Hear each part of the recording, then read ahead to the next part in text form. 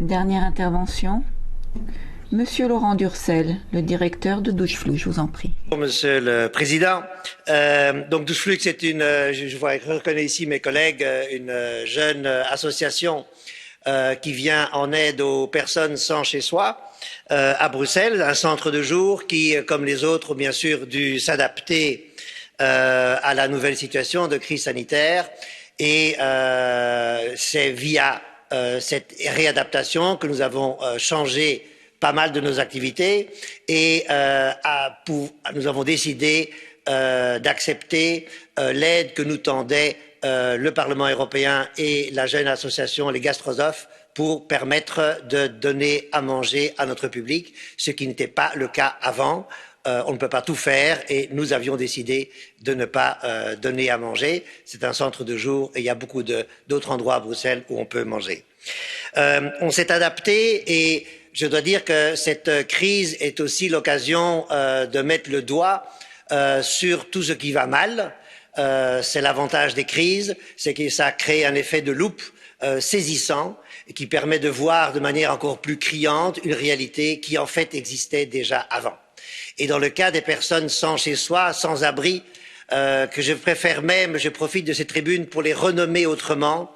Sachez, mesdames et messieurs, que personne n'apprécie d'être défini de manière négative, comme une personne sans papier, une personne sans chez soi, une personne sans abri, une personne précaire. Ces définitions sont extrêmement mal vécues par les personnes concernées et c'est pour ça que nous avons avancé et là je vais mettre en difficulté les interprètes, donc n'essayez pas de traduire, ça va pas être possible, mais je vous préviens, on a développé un acronyme qui est le mot immense.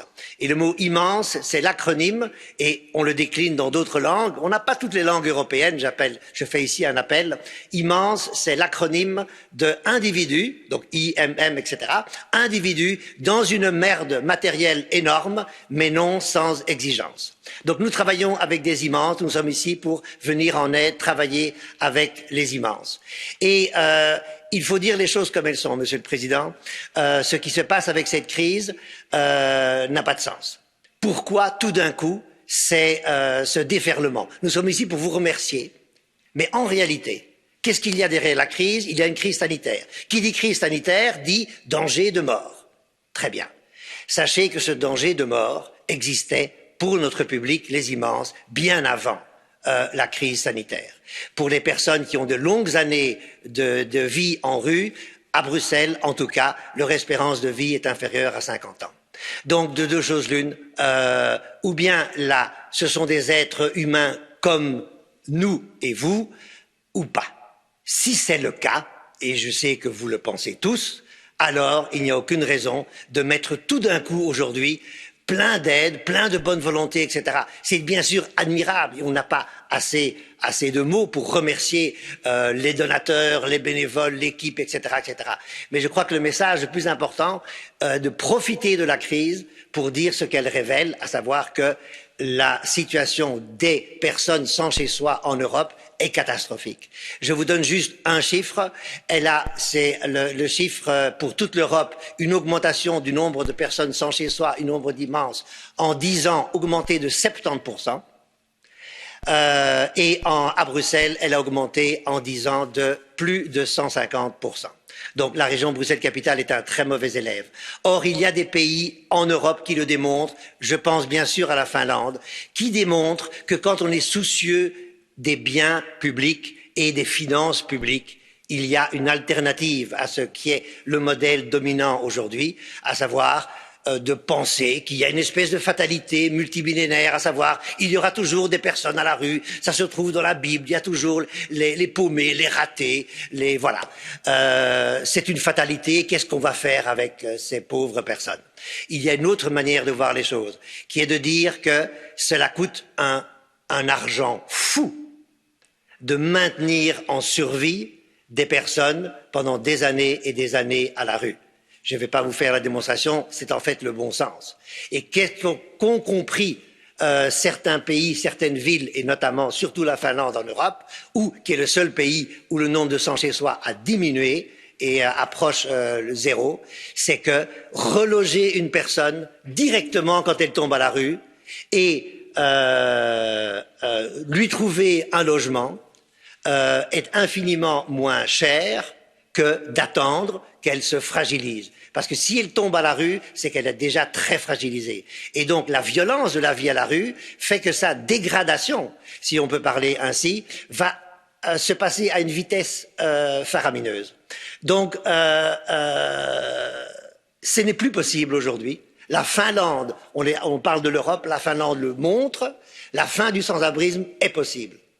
C'est même économiquement, je ne parle pas de l'aspect humain qui se passe de commentaires, économiquement c'est même rentable.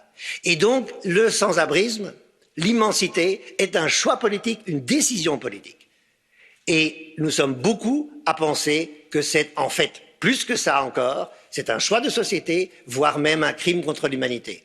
Je suis personnellement persuadé que dans quelques siècles, on parlera du sans-abrisme comme on parle aujourd'hui de l'esclavage. Comment est-ce qu'on a pu, au XXIe siècle, laisser des gens mourir comme ça dans la rue ou vivre dans des conditions d'une indignité terrible. Ma conviction profonde, c'est qu'il n'est peut-être plus tellement certain pour tout le monde qu'il s'agit de personnes comme vous et moi. Peut-être qu'il ce serait une autre race de personnes. Et j'en veux pour preuve tous les dispositifs qui sont mis en place, et Doucheflux en fait partie, donc je ne veux pas cracher dans la soupe, mais tous les dispositifs se concentrent sur des besoins. Les besoins les plus élémentaires, manger, boire, dormir, etc. Ça veut dire qu'on réduit la personne à des besoins et jamais on ne s'intéresse à ses désirs. Or, si une personne est limitée à ses besoins, c'est le début d'un phénomène contre lequel il faut tous lutter, qui est l'animalisation de ces personnes. Finalement, leurs rêves, leurs désirs, tout ça n'est peut-être pas très important. Ce sont des personnes dont il faut limiter le taux de mortalité autant que faire se peut, et ça s'arrête là. En fait, il faut faire beaucoup, beaucoup plus, et je vous le répète, c'est économiquement rentable. Donc c'est un choix de société, ce n'est pas une fatalité, on peut décider, et le mouvement Droit à un toit, qui est né d'ailleurs chez Doucheflux, qui représente une centaine d'associations, s'est donné comme objectif que 2030, c'est un objectif tout à fait réalisable, qu'il n'y ait plus une seule personne sans chez soi à Bruxelles en 2030.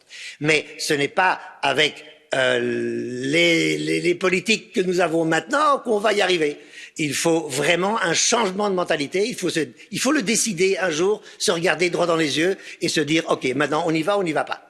Sinon, on mettra toujours forcément le paquet sur ce qu'on appelle l'urgence, à savoir comment rendre la survie des personnes dans la rue la moins inhumaine possible, et on ne mettra pas le paquet en même temps sur la prévention, tout faire pour que les personnes qui risquent de tomber à la rue ne tombent pas à la rue. Il y a très très peu qui est fait à ce niveau-là.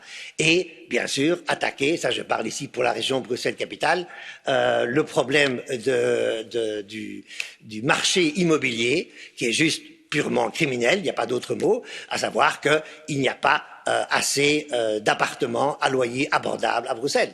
Alors nos travailleurs sociaux font un travail fantastique pour essayer de remettre le pied à l'étrier des personnes, mais s'il y a derrière, il n'y a pas d'appartement, ça ne sert à rien. Enfin, ça ne sert à rien, c'est bien sûr, ça ne sert pas à rien. Une toute dernière chose, si vous me laissez encore une minute, je vois que vous me laissez encore une minute, Monsieur le Président.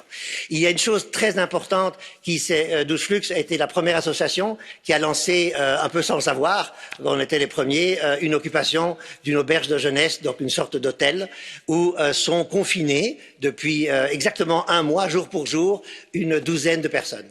Et ce qui se passe là, le miracle de ce qui se passe là, est aussi extrêmement instructif sur la situation de ces personnes. À savoir que l'assistante sociale qui gère la situation de ces personnes et avec ces personnes nous le dit tous les jours, la qualité du travail, et c'est-à-dire les pas en avant que ces personnes peuvent faire, est sans commune mesure avec la situation avant, lorsque ce travail social se fait en rue ou se fait dans une file d'attente devant un bureau. Parce que, bien sûr, lorsque vous avez la clé de votre chambre dans votre poche, vous avez bien dormi, vous avez la sécurité, vous avez la certitude que jusqu'au 30 juin, au moins, vous serez là dans ce lieu. Tout d'un coup, ça change dans la tête. On n'est plus dans de la survie, on peut commencer à penser pas uniquement où est-ce que je vais dormir, où est-ce que je vais manger demain, etc. Ces questions avilissantes, on peut commencer à se remettre dans une perspective d'un avenir. Et donc, comme disait Stéphane en lançant ce tour de piste, le confinement devrait rester le plus longtemps possible.